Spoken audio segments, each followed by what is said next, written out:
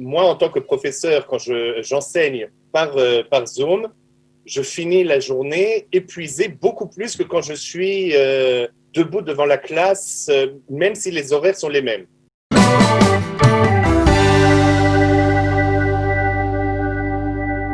Nous avons le plaisir d'accueillir un professeur. Il s'appelle Yerouham Simsovic et il est professeur à la Yeshivat Chorev. Si vous le connaissez, vous l'avez peut-être déjà entendu sur notre antenne. On est ravis de l'accueillir. Yerouham, bonjour. Bonjour, Boker Tov. Boker Tov. Alors, rentrée, pas rentrée, quel est votre quotidien en ce moment en tant que professeur? J'imagine que vous avez de nombreuses discussions avec la direction de votre établissement. Où en êtes-vous? On a repris les cours déjà hier. On a continué à faire des cours par Zoom et d'autres façons. Je vais dire comme ça. On est tous d'accord que c'est impossible pour un enfant, et pour des profs aussi d'ailleurs, d'être assis comme ça devant l'ordinateur et d'écouter ou de parler de 9h du matin jusqu'à 6h du soir. Moi, en tant que professeur, quand j'enseigne par Zoom, je finis la journée épuisé beaucoup plus que quand je suis debout devant la classe, même si les horaires sont les mêmes. Et donc, si pour moi c'est comme ça, je suis sûr que pour les enfants aussi, c'est quelque chose qui est impossible. Alors vous avez peut-être, pour vous c'est plus compliqué parce que vous avez plusieurs heures de Zoom par jour, j'imagine.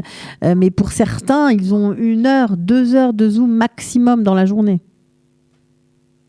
Je sais qu'il y a des écoles qui ont diminué les horaires, mais je crois que la plupart des écoles, et nous aussi, nous essayons de trouver comment faire pour d'un côté ne pas que les élèves aient du retard, parce qu'il y a les examens du bac à la fin de l'année. Ça aussi, il faut dire que si le ministère de l'Éducation ne fait pas quelque chose de ce point de vue-là, c'est vrai que déjà vers la fin de l'été, une partie dans toutes les matières, il y a une partie qui a été supprimée pour que ce soit plus facile pour les enfants d'arriver au bac prêts.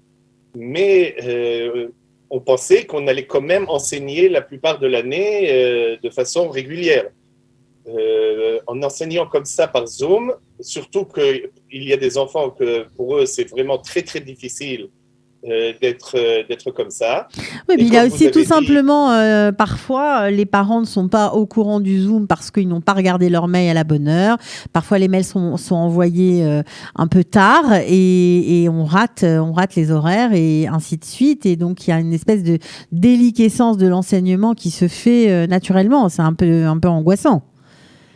Bon, ça demande de l'organisation. Nous, et dans mon école à moi et dans l'école de mon fils, les horaires sont fixes. On sait exactement quels seront les cours parce que l'emploi du temps des cours reste le même que ce qu'il était quand on était dans la classe physiquement. Okay. Maintenant, ce que nous, on a décidé dimanche, quand on a eu une discussion de tous les profs, c'est qu'il y aura des cours qui seront transmis par Zoom en live et d'autres cours qui seront où il y aura des travaux ou des devoirs à rendre.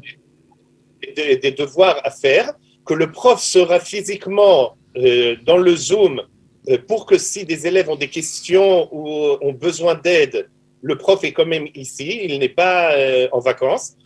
Mais que ça pourra donner à l'élève un peu plus de temps. C'est pas un temps de récréation parce qu'il doit travailler, mais c'est quand même pas être assis devant un cours de façon passive. Voilà, donc apparemment, on comprend que pour vous, en tant que professeur, c'est compliqué, c'est fatigant, c'est pas évident. Il y a eu un article dans le Maariv de ce matin qui disait que, ça allait avoir des effets dévastateurs sur les élèves.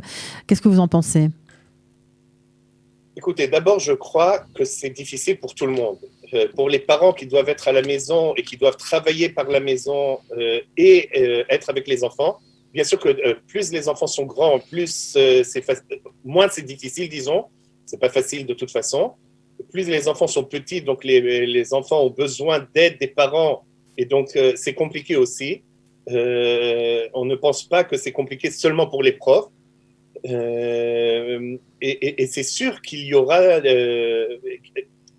Écoutez, d'un côté, je suis un peu perplexe parce que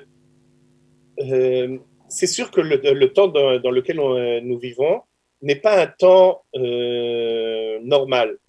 D'un autre côté, c'est sûr que ce n'est pas comme des temps sinistres pendant l'histoire où tout avait besoin de cesser parce qu'il y avait la guerre ou des choses comme ça.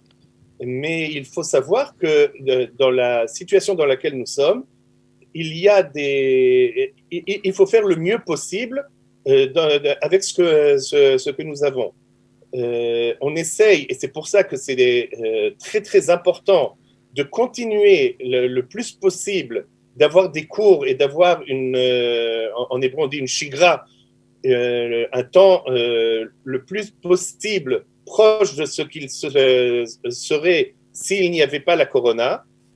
D'ailleurs, je suis officier dans Pikoud HaOref et une des choses que Pikoud HaOref veut tout le temps, c'est que même quand il y a un temps difficile, de garder le plus possible la vie quotidienne qui continue à marcher et à fonctionner pour la sainteté, briut nafshit, La santé mentale.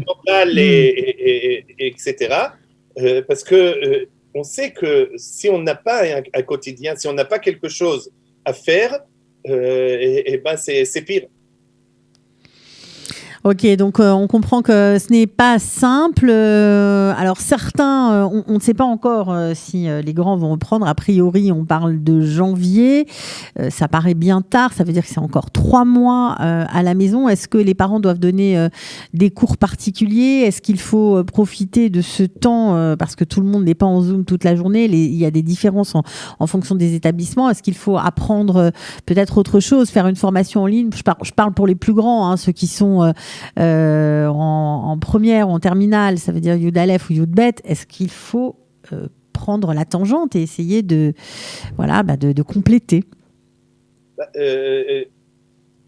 C'est un peu difficile pour moi de répondre à cette question parce que je ne connais pas vraiment d'établissements dans lesquels, dans les hautes classes, il n'y a pas cours de façon qui soit suffisante pour eux pour réussir leur bac à la fin de l'année.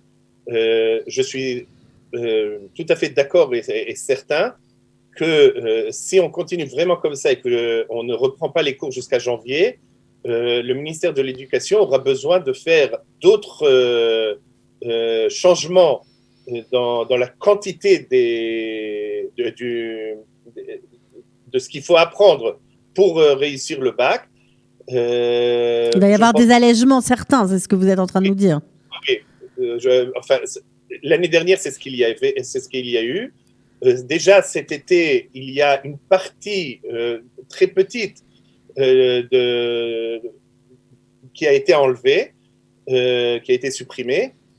Et si on continue comme ça jusqu'à janvier, il faudra faire de nouveau des allègements de cette façon, en tenant compte qu'il faut que cet allègement ne soit pas quelque chose qui fasse que le bac soit moins, disons...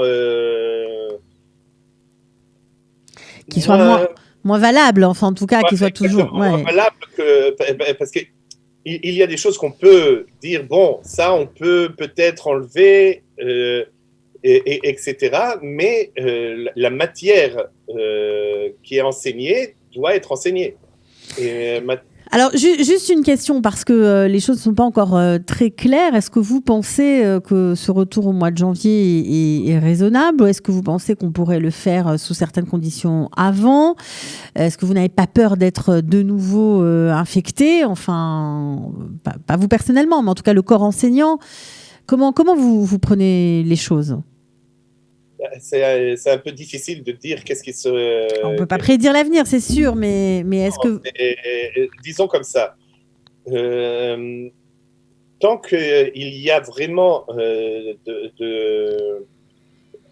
même si on reprend, et je pense qu'on peut peut-être reprendre avant janvier, de nouveau, je ne suis pas spécialiste ni de la maladie, ni de la diffusion du virus, mais il faudra faire des choses qui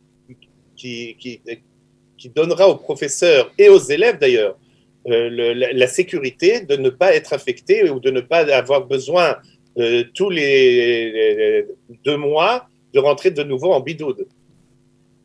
Oui, c'est évident. C'est évident, c'est pour ça que les choses vont prendre un peu de temps. En tout cas, c'était intéressant de vous avoir, de comprendre aussi que voilà, les professeurs ne sont pas en vacances, les professeurs réfléchissent, continuent de travailler. Non, mais c'est vrai, il faut quand même vous tirer notre chapeau, parce que ce n'est pas évident. Il y a beaucoup d'empathie, il y a beaucoup de conversations avec chacun des élèves. Vous prenez le temps de parler à chacun, vous essayez aussi non pas seulement de mettre en valeur le côté, on va dire l'imoudi, c'est-à-dire que l'enseignement, mais aussi le côté personnel. Et ça, c'est important de signaler. Oui, exactement. Il faut dire que même quand il y a des heures qui sont diminuées pour alléger les choses pour les élèves, on est toujours en contact avec eux, par WhatsApp, par téléphone. On est disponible pour eux. Ouais, vous êtes disponible pour eux, et surtout vous parlez de choses qu'ils ne parlent pas forcément, dont ils ne parlent pas forcément avec leurs parents ni dans la famille. Voilà comment ils vivent tout ça, et c'est vrai que ça fait aussi partie de votre rôle d'éducateur, et on vous remercie pour ça. De rien. Voilà. À bientôt, Yehoram Simsovic. Bonne journée et bonne santé.